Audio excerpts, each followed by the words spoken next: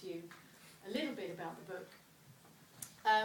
This is the kind of officially synopsis.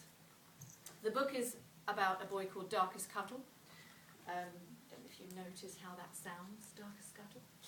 But his father is kidnapped at the beginning of the book, and it's a locked room mystery. He goes to work, he goes into a room in the Natural History Museum, which is where he works as the Director of Science.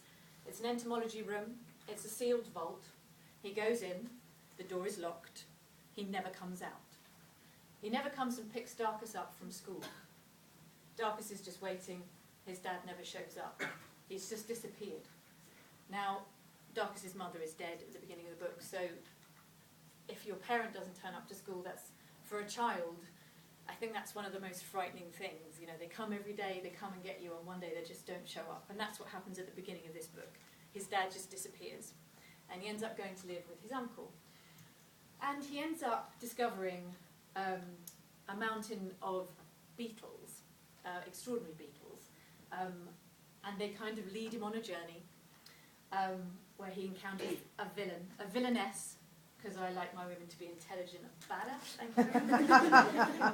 and stylish. She's a fashion designer, but she's a woman on a mission, and she's very interested in insects. The thing about this book is, like, I know I've got kids. I don't want to teach anyone a big lesson. People don't learn stuff unless they're having a great time, they're laughing their heads off, and there's an adventure. There's something that's keeping them turning the pages. So I have tried to write something very funny. It's got a lot of beetles in it. There are 30 species of beetle in this book. I had it proofed by a TV entomologist from Countryfile. I saw her on the telly and I wrote her a letter just saying, like, I've written a book about beetles, can you make sure it's accurate?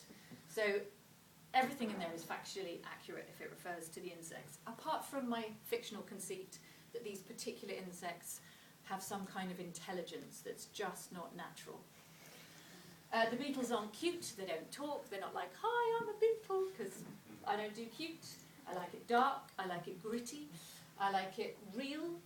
And I actually learnt a massive lesson from the National Theatre's production of War Horse, because when I started writing this book, every time I wrote the Beatles, I was like, how are the kids going to understand what the Beatles are thinking, and how is the beetle and the central character going to communicate? And then I watched this wooden puppet of a horse on the stage communicate through movement and gesture with the actor, and I watched every person in the audience that sees that show completely, complicitly understand the relationship between the boy and that horse, which is all told silently. There's no dialogue, there's no words. That relationship is all through movement and observation. The boy's observation of the horse's response to the boy.